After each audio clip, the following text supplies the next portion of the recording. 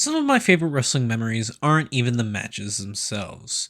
They're the people I talked about the matches with, the people I would text during the weekly shows or a pay per view, the people I would stay up late with, fantasy booking on things that would never even remotely happen, the people I would laugh with at terrible booking decisions, and the people that I would simply just watch wrestling with. Because the truth is, wrestling is better with friends.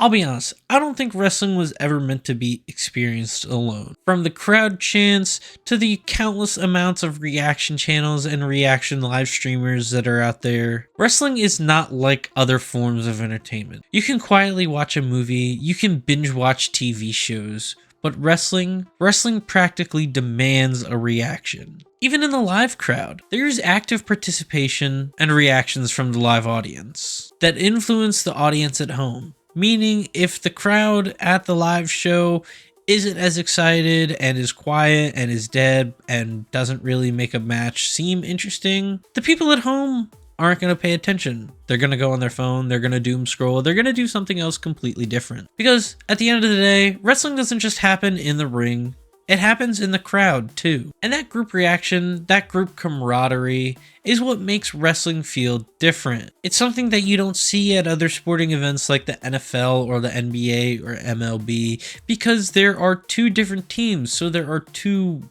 warring sides going at it against each other. Sure, there are going to be wrestling fans that find different people fun and different people to root for, but you're not really going to see a lot of people argue, or at least I haven't seen a lot of people argue with another person because they were rooting for the wrong wrestler. This level of camaraderie between fans is so impactful because fans do so many things in wrestling. They predict things, they call out things, they scream at the TV, but most importantly, they celebrate together. And it's this celebrating of togetherness, or this celebration, whatever you want to look at it as, it's this celebration that makes wrestling feel different. One of the biggest ways wrestling feels different is the countless amounts of jokes and inside phrases and everything like that exist within the wrestling world, within the IWC as it is known.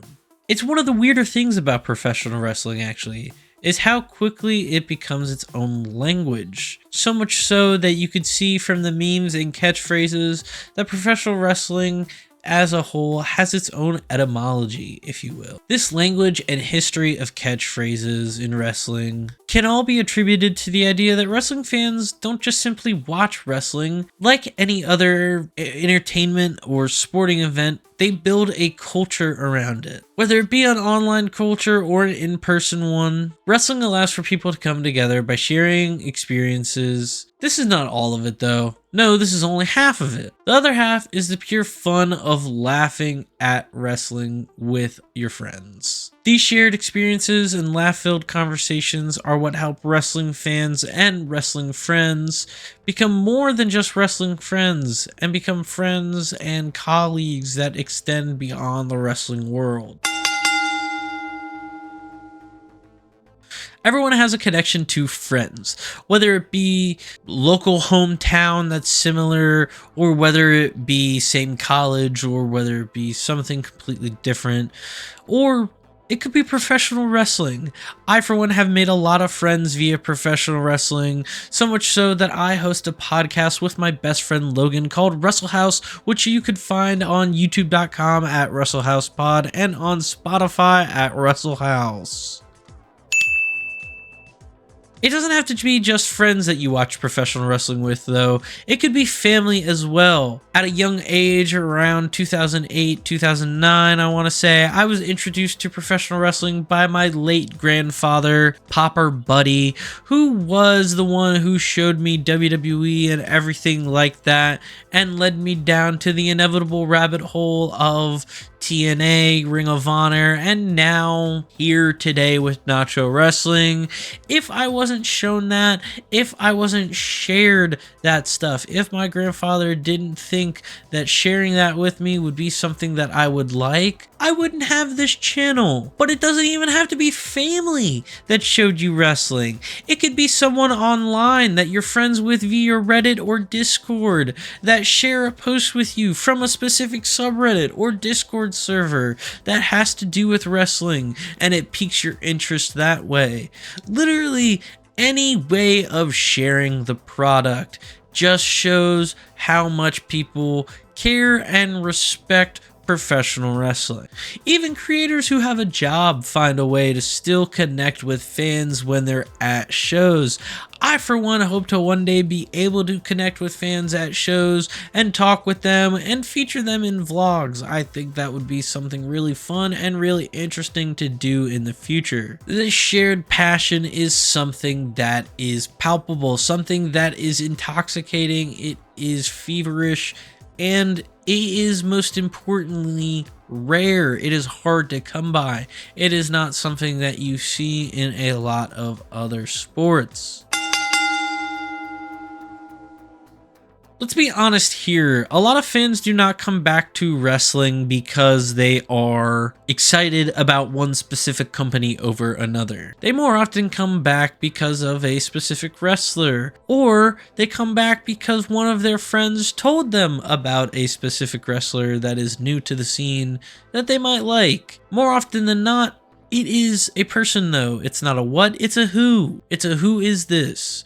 Or, oh, who have you been watching lately? It's something like that that leads lapsed fans to inevitably come back to wrestling. Like I said, it could be as simple as your friends sending you a clip of a YouTube video or a TikTok or anything like that, and that piques your interest. Or your friend could invite you over to watch a pay-per-view. Believe me, if your friend invites you over to watch a pay-per-view, you should jump at the opportunity, because it's fun to just get out of the house. But it doesn't matter if it was a friend who invited you over to watch, or if it was just someone sending you a clip on TikTok. Somehow, some way, and suddenly, they remember why they loved professional wrestling in the first place. Because wrestling feels easier to love when you're not loving it alone. Wrestling is at its core an event that needs to be shared, needs to be seen and felt together. It's not something that you should enjoy by yourself. I've said that countless times this video, but I cannot stress enough how important it is to watch it with someone. It's why wrestling events have so many call and response chants. It's why wrestling fans, no matter where you are, but especially here in the Carolinas, when one person woos, we all woo. When one person, I don't know, what else does North Carolinians do besides woo? Nothing really, but it's easy to admit that this group setting is needed for wrestling, especially by someone like me, who not only makes videos and sits here and talks to a camera about all this stuff, but also as someone who watches and listens to a bunch of different wrestling podcasts, whether it be Steven Larson's Going in Raw, whether it be Deadlock, or whether it be Wrestle House featuring Ryan and Logan, which you can find on youtube.com at WrestleHouse Pod. Go subscribe to WrestleHouse featuring Ryan and Logan. Whether it be a retro review podcast like The Deadlock Show, or whether it be a current review podcast like Steven Larson's Going in Raw, I think a lot of things that you can look at about podcasts and about other wrestling content creators like Wrestling with Regret is that there is a level of camaraderie, there is a level of connectivity between the creator and the fans that allow for a sort of good, I guess, highway of information to be exchanged and feelings to be shared. All creators in this sphere, I feel like, do a good job at sharing their points in a very clear way. And that's because they want to genuinely connect with their fans. They want to know what their fans think as well. So they try to make sure that they know what they know and everyone knows what they know. Huh? If that makes sense. I think I kind of babbled there for a second. I did. Yeah, I did. I did.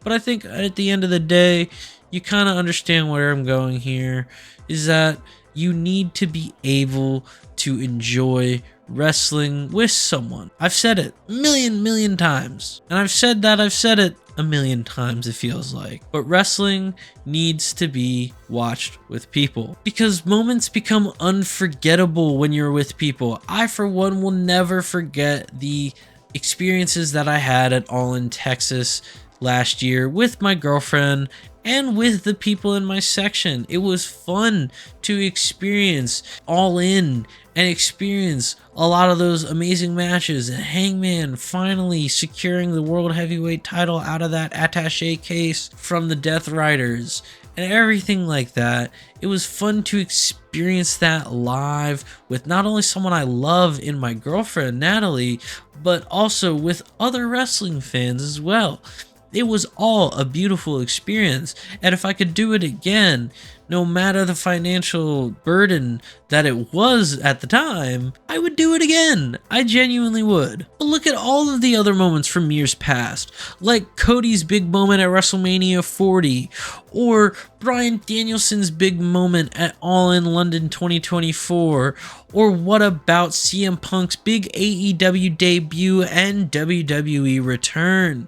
All of it was not only something that you could and should experience with other people, but it was something that was enhanced by experiencing it with other people. At the end of the day, wrestling is just like the little cockroach that is going to survive on nuclear warfare day. Whether you think that is a good thing or not is up for you to decide, and discuss and share your thoughts amongst yourselves in the comments below. And maybe that is why wrestling survives every generation. Not because every era is perfect, not because every storyline is a masterpiece, but because wrestling simply creates moments that people want to share with each other. I know without a shadow of a doubt, wrestling is better experienced with other people, with friends and family and strangers alike. And honestly, it's why I keep coming back. If wrestling has ever connected you with somebody, let me know about that down in the comments below, and let me know what you thought about the video as well down in the comments below.